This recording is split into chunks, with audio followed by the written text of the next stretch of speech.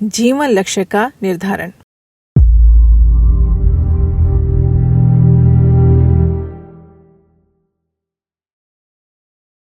जीवन यापन और जीवन लक्ष्य दो भिन्न बातें हैं। प्राय सामान्य लोगों का जीवन लक्ष्य जीवन यापन ही रहता है। खाना कमाना, ब्याह शादी, लेन देन, व्यवहार व्यापार आदि साधारण क्रमों को पूरा करते हुए मृत्यु तक पहुंच जाना, बस इसके अतिरिक्त उनका कोई और लक्ष्य नहीं होता। एक जीविका का साधन जुटा लेना, एक परिवार बसा लेना और बच्चों का पालन पोषण करते हुए शादी ब्याह कर देना मात्र ही साधारणतया लोगों ने जीवन लक्ष्य मान लिया है। मीठे फल खाने की इच्छा से दो मित्र एक बगीचे में गए। मालिक ने कहा, इस बगीचे के मालिक की आज्ञा अनुसार यहाँ एक ही दिन ठहर सकते हो, सो शाम तक जितने फल खा सकते हो खा लो। दोनों अपनी रुचि के फल खाने चल दिए। एक ने पेट भरकर फल खाए, दूसरा देखता रहा पौधों के लिए कैसी मिट्टी चाहिए, पानी कैसे लगाया जाए। शाम तक उसने एक नया बगीचा लगाने की सारी बातें जान ली। फल एक भी न खाया। घर जाकर उसने दूसरा बाग लगा लिया। यह संसार भी ऐसा ही है। मनुष्य यहाँ एक निश्चित अवधि के लिए आता है। जो सांसारिक आकर्षणों में पड़े हैं वे तो पहले युवक की भांति हैं। समझदार वे हैं जो दूसरे की तरह परिस्थितियों का अध्ययन कर जीवन का सच्चा लक्ष्य प्राप्त करते हैं। वस्तुतः यह जीवन यापन की साधारण प्रक्रिया मात्र है, जीवन लक्ष्य नहीं। जीवन लक्ष्य उस सुनिश्चित विचार को ही कहा जाएगा जो संसार के साधारण कार्यक्रम से कुछ अलग, कुछ ऊंचा हो और जिसे पूरा करने में कुछ अतिरिक्त पुरुषार्थ करना पड़े। जीवन में कोई सुनिश्चित लक्ष्य, कुछ विशेष ध्येय धारणा करके चलने वाले को असाधारण व्यक्तियों की कोटि में रखा जाता है। उनकी विशेषता तथा महानता केवल यही होती है कि वे परंपरा से हटकर साधारण जीवन के अभ्यस्त व्यक्तियों में से उन्होंने आगे बढ़कर कुछ असामान्यता ग्रहण की है। लोग उनको महान इसलिए मान लेते हैं कि सामान्य लोग समझी बूझी तथा एक ही लेख पर चली जा रही जीवन गाड़ी में न जाने कितनी दुख तकलीफें अनुभव करते हैं। तब उस व्यक्ति ने एक अन्य, अनजान एवं असामान्य मार्ग चुना है। उसका साहस एवं कष्ट सहिष्णुता कुछ अधिक बढ़ी चढ़ी है। जीवन यापन के साधारण प्रक्रिया को भी यदि एक असामान्य दृष्टिकोण से लेकर चला जाए तो वह भी एक प्रकार का जीवन लक्ष्य बन जाता है। इस साधारण प्रक्रिया का असाधारणत्व केवल यही हो सकता है कि जीवन एक प्रकार से बिताया जाए जिसमें मनुष्य पतन के गर्त में न गिरकर एक आदर्श जीवन बिताता हुआ उसकी परिसमाप्ति तक पहुंच जाए, जिसमें जीवन को आहों, आंसुओं तथा विषादों से मुक्त करके हास, उल्लास, हर्ष, विनोद तथा उत्साह के साथ बिता लिया है। इसमें भी मानो सफल जीवन यापन का एक लक्ष्य ही प्राप्त कर लिया है। जिसने संतोषपूर्वक हंसते हुए जीवन परिधि के बाहर पैर रखा है उसका जीवन सफल ही माना जाएगा। इसके विपरीत जिसने जीवन परिधि को रोते बिलखते, तड़पते तथा तरसते हुए पार किया, मानो उसका जीवन असफल ही हुआ है। जीवन की सुंदरता, बाहरी वैभव, ऊंची कोठी, सजे कमरे, सुंदर वस्त्र, परिपूर्ण तिजोरियां और रूप रंग से भरी रंगलेलियां में नहीं, मनुष्य के आंतरिक संसार में हुआ करती है। जिसके गुण कर्म स्वभाव जितने ही सात्विक और सुरुचिपूर्ण होंगे उसका जीवन उतना ही प्रसन्न, उतना ही सुंदर होगा।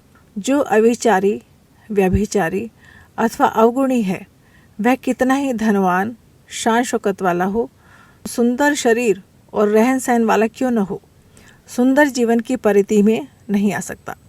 इसके विपरीत जो सामान्य स्थिति का है, गरीब है, सुंदर शरीर वाला भी नहीं है, परंतु शिष्ट, सभ्य, सुशील, संतुष्ट और शांत है, तो वह अधिक सुंदर जीवन वाला कहा जाएगा। जीवन की सफलता का प्रमाण जहाँ किसी के कार्य और कृतित्व से किया जाता है, वहाँ उसकी अंतिम श्वास में सन्निहित शांति एवं संतोष की मात्रा भी इसका एक सुंदर प्रमाण है। जीवन में सफलता प्राप्त करने के लिए प्रत्येक व्यक्ति का अपना एक लक्ष्य, एक उद्देश्य होना आवश्यक है। सबसे पहले अपने जीवन में लक्ष्य का उद्देश्य निर्धारण करो। जीवन में क्या बनना चाहते हो, क्या करना चाहते हो, फिर उस लक्ष्य को पाने के लिए दृढ़ संकल्प के साथ जुट जाओ। मन में यह पक्का विश्वास लेकर चलो कि सफलता मेरा जन्मसिद्ध अधिकार है। निरंतर लक्ष्य की प्राप्ति की धुन सवार रहे। युवा उम्र के इस स्वर्णिम दौर को व्यर्थ न जाने दें। अपने लक्ष्य को महान सामाजिक उद्देश्यों से जोड़ें। लक्ष्य सबके लिए कल्याणकारी हो, बस फिर यह ध्यान रहे कि तमाम व्यवधानों के बावजूद मंजिल पानी है। समय निकल जाने पर पश्चाताप के सिवाय कुछ नहीं बचता है। किसी भी कार्य की सफलता के लिए लगन, निष्ठा, कड़ी मेहनत, दूरदृष्टि, पक्का इरादा और अनुशासन आवश्यक है। जब मनुष्य की सारी शक्तियाँ विचारों की, समय की, शरीर की, साधन की एक ही लक्ष्य की ओर लग जाती है तो फिर सफलता प्राप्त में संदेह नहीं रहता। अपनी शक्ति को पहचानें, अपने लक्ष्य को चुनौती के रूप में स्वीकार करें। संकल्प करें, मैं अपने लक्ष्य को अवश्य प्राप्त करूंगा, कर सकता हूँ। दृढ़ संकल्प के आगे कोई विघ्न, बाधा और कठिनाई टिक नहीं सकती।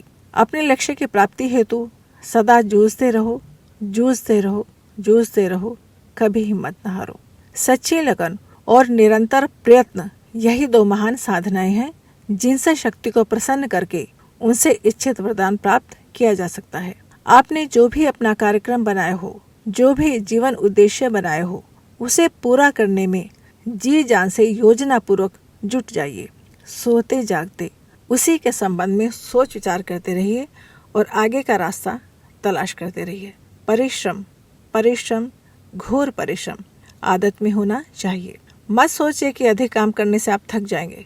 वास्तव में परिश्रम एक स्वचालित शक्ति है, अपनी बढ़ती हुई गति के साथ कार्य दक्षता उत्पन्न कर ही लेती है। उदासीन, आलसी और निकम्मा व्यक्ति 2 घंटे काम करके एक पर्वत पार कर लेने की थकान अनुभव करता है, किंतु उत्साही, परिश्रमी और अपने कार्य में दिलचस्पी लेने वाले व्यक्ति सोने के समय को छोड़कर अन्य सारे समय लगे रहते हैं और जरा भी नहीं थकते। सच्ची लगन, दिलचस्पी, रुचि और झुकाव एक प्रकार का डायनूमा है जो काम करने के लिए क्षमता की विद्युत शक्ति हर घड़ी उत्पन्न करता रहता है। स्मरण रखिए कि आपका कोई भी मनोरथ उद्देश्य क्यों न हो, आपकी अपनी शक्ति द्वारा ही पूरा हो सकता है।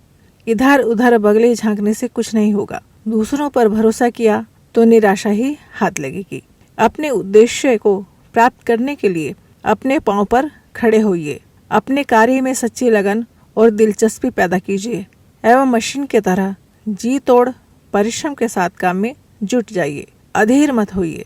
शक्ति आपके साहस की बार बार परीक्षा लेगी, बार बार असफलता और निराशा की अग्नि में तपाएगी तथा असली नकली की जांच करेगी। यदि आप कष्ट, कठिनाई, असफलता, निराशा, विलंब आदि की परीक्षाओं में उत्तीर्ण हुए तो वह प्रसन्न होकर प्रकट होगी और इच्छित वरदान ही नहीं वरन उससे भी कई गुना अधिक फल प्रदान करेगी।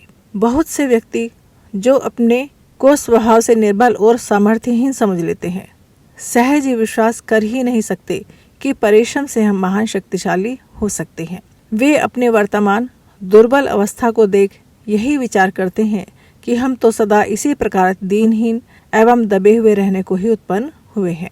पर यह सब भ्रमजनित धारणा है। प्रत्येक व्यक्ति के भीतर एक ऐसा शक्ति केंद्र मौजूद है जो उसे इच्छा अनुसार ऊंचे स्थान पर पहुंचा सकता है। प्रत्येक व्यक्ति में आत्मा की अनंत और अपार शक्ति विद्यमान है। अपनी शक्ति के प्रवाह का समुचित प्रयोग करना ही पुरुषार्थ है। शक्ति की कहीं किसी से भी भीख नहीं मांगनी है, वह तो आपको स्वतः प्राप्त है। किंतु जब तक ज्ञान एवं विवेक उदय नहीं होता तब तक निरर्थक कार्य, निरर्थक विचार एवं चिंतन मनन द्वारा इसका दुरुपयोग होता रहता है। हम सबको ध्यान देकर निरीक्षण करते रहना चाहिए कि शक्ति का किसी भी क्रिया, चेष्टा, भाव एवं विचार के द्वारा दुरुपयोग हो रहा है या सदुपयोग। इस प्रकार हम अपनी प्राप्त शक्ति की अधिकाधिक वृद्धि कर सकते हैं। शुद्ध सात्विक आहार और इंद्रिय संयम से शारीरिक उन्नति होती है। सद्व्यवहार एवं सद्गुण विकास से मानसिक उन्नति होती है। स्वाध्याय के द्वारा प्राप्त ज्ञान से बौद्धिक उन्नति होती है। प्रत्येक क्षेत्र में शक्ति की प्राप्ति एवं निर्बलता का अभाव ही मानवीय उत्थान के लिए आवश्यक है। जब हम भय की जगह निर्भय होकर प्रत्येक कठिनाई को परास्त करने में समर्थ हो जाएं, अपने लक्ष्य की ओर बढ़ते ही चले जाएं, तथा जब हमें सदा शक्ति की महती कृपा अनुभव होने लगे, तब हम शक्ति का सदुपयोग करने वाले व्यक्ति के रूप में अपने आप को पाकर धन्य हो जाएंगे। एक बार, दो बार नहीं, 1000 बार इस बात को गिरह बांध लीजिए कि शक्ति के बिना सफलता नहीं मिलती। अपने उद्देश्य को प्राप्त करना चाहते हैं तो उठिए, अपने शक्तियों को बढ़ाइए, अपने अंदर लगन, कर्मण्यता और आत्मविश्वास पैदा कीजिए।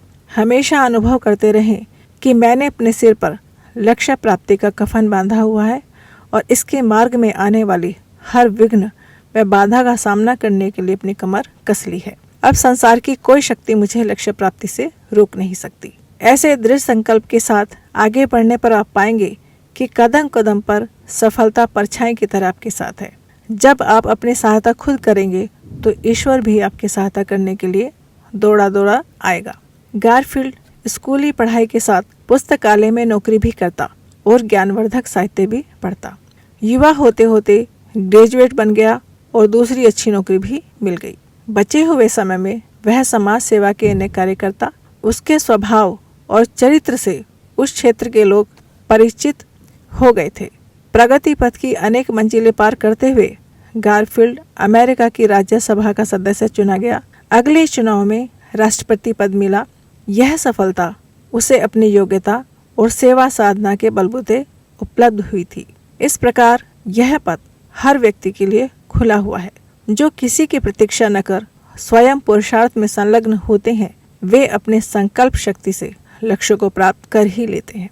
पुस्तक का नाम सफल जीवन की दिशाधारा। लेखक पंडित श्री राम शर्मा आचार्य जी। अगर आपको हमारी यह वीडियो पसंद आई हो तो इसको लाइक करें, कमेंट और शेयर ज़रूर करें और हमारे YouTube चैनल ऋषि चिंतन को सब्सक्राइब भी कर लें। साथ ही बेल आइकन को भी दबाएं ताकि आपको आने वाली वीडियोस की नोटिफिकेशंस मिलती रहें। धन्यवाद।